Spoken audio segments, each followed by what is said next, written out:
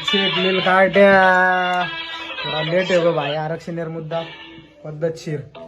check ST आरक्षण आपण म्हणूच एक चेक फीस काढता येतो हा